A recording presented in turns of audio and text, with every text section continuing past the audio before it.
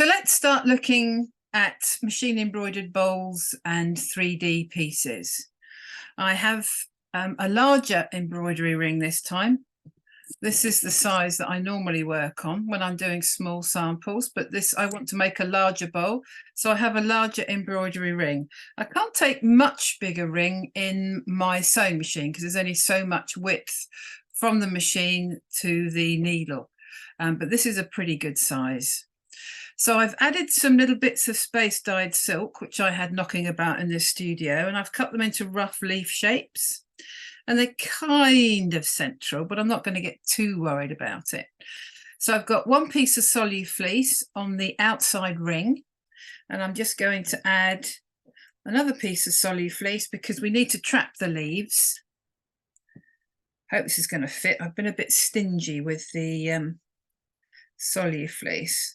So let's see if it fits across. There we go. That should work nicely. And then I'll put, I've moved the leaf while I was moving the Solufleece.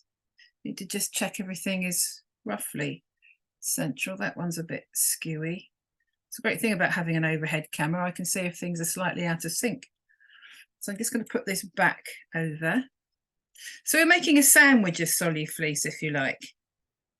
There we go. Just make sure that that's all okay. That's all in place. I find a round-ended kitchen knife really handy, because they're great for screwing and unscrewing straight screws.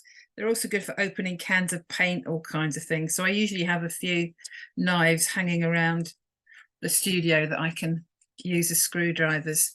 So I'll just give it a final stretch. There we go. This has still got quite a lot it can go. There. So that's more or less done. And that's pretty tight. It's as tight as I need it to be. Now you will know that we remove all the residue, all the spare bits, because they'll just go underneath the ring and get stitched in, and then it's just a bit annoying. It's not the end of the world, but it's good just to get rid of it all, really. So because we've stretched everything now, we don't need all this to pull onto. Right, so that's all clear. So what do we do with the residue? We pop it into our little plastic bag that's handy on the table. And we keep that for later on. I think my leaves have moved a little bit, but it's not the end of the world. Now I've sorted out some nice threads that are kind of toning with the leaves. So I'm probably going to start, I don't know whether I'm going to go around in circles or I'm going to go in lines of colour. We'll have to watch this space and see what I decide to do. So I'm just going to thread up my machine and start. So I've framed up my work. I've brought the bobbin thread up through the work and I'm hanging on to the two threads. I'm just going to start moving off.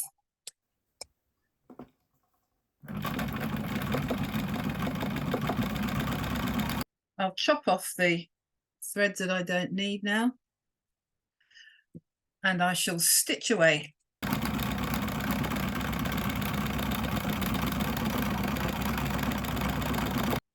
I tend to go round and round in circles. It's kind of the way that I was taught, but you can do straight lines, zigzag lines, whatever you fancy.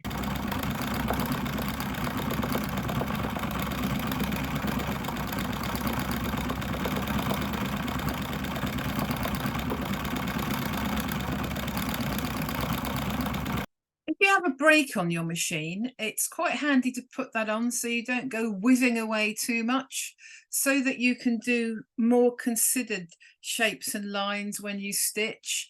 It's very nice to be able to whiz off every now and then, but at times like this, it's better to have considered shapes and lines.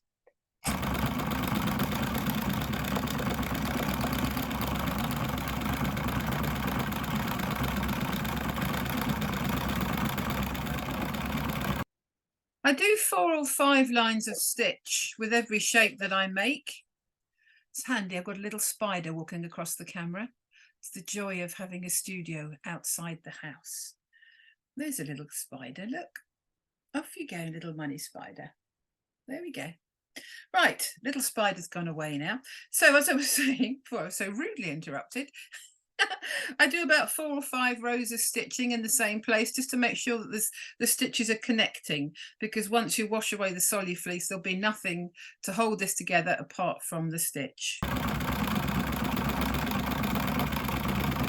Because my frame is quite large, you can see the space here takes up just over half of the ring. In order to get across your work, you just need to move your frame around without pulling your needle.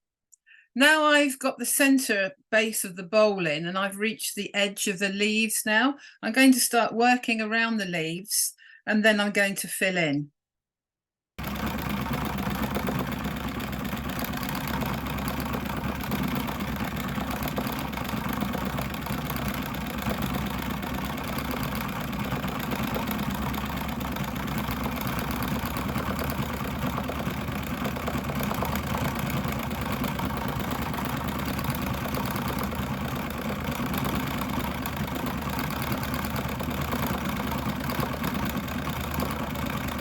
Now I'm going to start filling in around the leaves. I'll carry on doing my circles because that's kind of how I'm comfortable, but you could do straight lines, grids, zigzags, whatever you fancy. When you're working on a larger ring, it's easier to tip it up because the embroidery ring doesn't always fit on the table of the machine, the supporting act, as it were. So you just need to be a little bit careful when you're using a larger ring to make sure that you are supporting it across the machine as you work. When you're doing free machine embroidery and a reasonably large project like this, you can get a bit stiff and not notice it because you're so involved with what you're doing with the machine to make sure everything's going properly and you're not getting anything gummed up. You need to remember to try and do some roundies, just sort of up, back, squeeze together, providing your neck and your shoulders are okay. Just release, sorry, I should have turned my phone off. Just release your shoulders, and your neck. Try and do it every 15 minutes or so, and certainly every 40 minutes or so I would stand up and move your legs, maybe walk around, go and have a cup of tea or something, but because you'll get to a point where you've been working for 2 or 3 hours, you'll try to get up, you'll be all stiff and you can't move. So do try to remember to do your roundies and release your neck. Okay, listen to your mother, she knows best. I've gone round all the leaves twice now, with 2 rows of circles, and now I'm going to start introducing a different colour.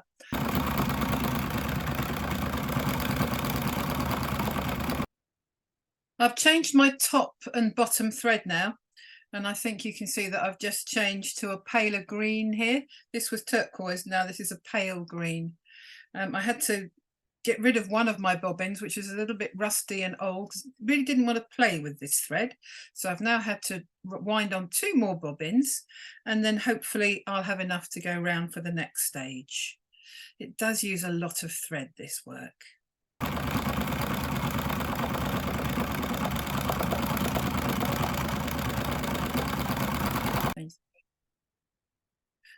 You can see that I've now done the extra 2 rows in this green, and I'll just carry on now, finishing off all the triangles now that are left, all the spaces. So watch this space. Can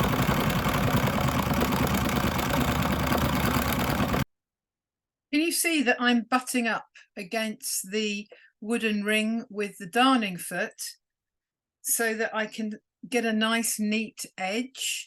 You're not going to hurt the machine or the needle or the ring unless you tip your embroidery ring, and the needle will then hit the wood. Your needle is protected by the darning foot or machine embroidery foot, so you can just keep stitching up to and against the wood, not bashing it, but gently approaching it.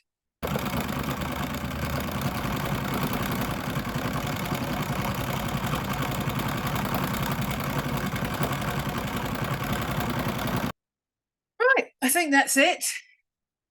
I've got 1 or 2 threads I've got to put to snip, but I've come across just to fill in the sides. But I'll just snip off now. In that, get your bobbin thread snipped. I'll check any threads where I've walked across with the machine.